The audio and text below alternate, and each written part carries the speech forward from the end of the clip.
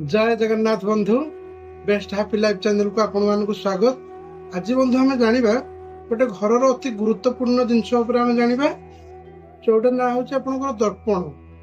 दर्पण विषय आज आम जाना दर्पण क्यों जगार रखिले कौन शुभफल प्राप्ति होता है एवं एमती कौन जगार रखिले जहाँफल कि आपंकर घर भितर मनांतर सृष्टि हुए, घर भितर कलह सृष्टि हुए, घरे आपंकर नकारात्मक शक्ति जात हुए, पिलामानकर पाठ पढ़ार इच्छा रही न थाए, जमीती कि अलग अलग असुविधा आपनकर सम्मुखीन आपन को हवाक पड़ी थाए एवं केउ जगह रखिले धन प्राप्ति हुए। आज से विषय आम जानिबा। प्रथमे बंधु है घर ऐश्वर्य कोण रे आपण दर्पण टे लगातु कहीं घर उत्तर पूर्व दिग तो लक्ष्मी जगह कह जाए। जदि आपण से जगह को अति परिष्कार परिच्छन्नता रखुंट और दर्पण आपड़ से रखुंट ना आपणकर अर्थ आसबार द्वार खोली जाए, आपण को एतेटा अभाव टंकार अभाव पड़ न था। तेणुक आपण ऐशान्य कोण रे आपण दर्पण दिए सफा करके लगातु। आदि भी लगी घरे पुराणा दर्पण कि फाटी जा कि भांगी जा अपरिष्कार हो सफा करंतु। आ दर्पण जदि भांगी जा गोटे जगार कि बहुत दिन है पुराणा हो जाए तुरंत बदल दिंतु। घरे आपणकर जेकोसी जगार दर्पण था ना कहीं जो आईना आपण कहते जेकोसी जगार था ना कहीं ताधे आपणकर एमती कौन जिनस अदरकारी जिनस कि नकारात्मक जिनस प्रतिछवि जदि पड़ज ना ताहले से घरे आपणकर नकारात्मक शक्तिर प्रभाव पड़ी थाए। जमती कि आपणकर गैस सहित आपणकर छुरी कि धारुआ अस्त्र कि अपरिष्कार जिनस जदि दर्पण आगरे थुआई तार प्रतिफलित होना से ताहले आपणक घर भितर समस्या कलह नकारात्मक शक्तिर प्रभाव अधिक अधिक बढ़ई थाए। आपणक घरे जो दर्पण रोची आपणक घर व्यक्ति मानक ठारू अधिका उच्चा न होइथिबा दरकार। जदि उच्चा हो जाउची लोकंको व्यक्तिंकर हाइट ठारू जदि दर्पणर हाइट अधिका उच्चा होउची ताहले से अशुभ संकेतर कारण होता है। घरे आपणकर अशुभ संकेतर प्रदान करिथाए।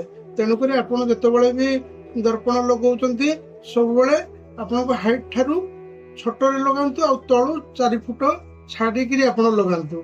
ठीक अच्छे 4 फुट उपरको आप लगे 4 फुट तलू के घर दर्पण लगे ना। आउ देखिए आपण हाइट ठारू कम से दर्पण हाइट रहा दरकार। ठीक अच्छे बंधु तापर आसला आपणकर तो बंधु जदि आपणकर बेडरूम रे दर्पण रहुची जो आईना आपण कहते जो रहुची ना जदि से दर्पण आपणकर बेड को देखा जाउची कि बेड रो प्रतिछवि आपन देखा जाउची ना ताले से बहुत अशुभ संकेत करिथाए। जेमिति कि स्वामी स्त्री भितर कलह सृष्टि करिथाए, संदेह सृष्टि करिथाए। तो आपण कोन करंतु ताको एमिति दिगरे रखंतु जेमिति कि आपणकर बेड रो प्रतिछवि ताधर देखा न जाए। जदि सेमिति रखिया पई किछि असुविधा होछि बहुत जगह सेमिति जो सब गोटे गोटे घर नहीं रोचंती छोट घर भड़ा घरे रोचंती तो सेमिति यदि असुविधा होछि ताहले राति शोइबा समय रे आपण से जो आपणकर रहिला दर्पण तापर आपण कपड़ा ढांकी रखंतु जाफल कि आपणकर असुविधा हेबो नाही। तापर बंधु जदि आमे देखिबा कोनोसी दर्पण को आ गोटे दर्पणर मुहामुही कि फ्रंट रे रखंतु नाही।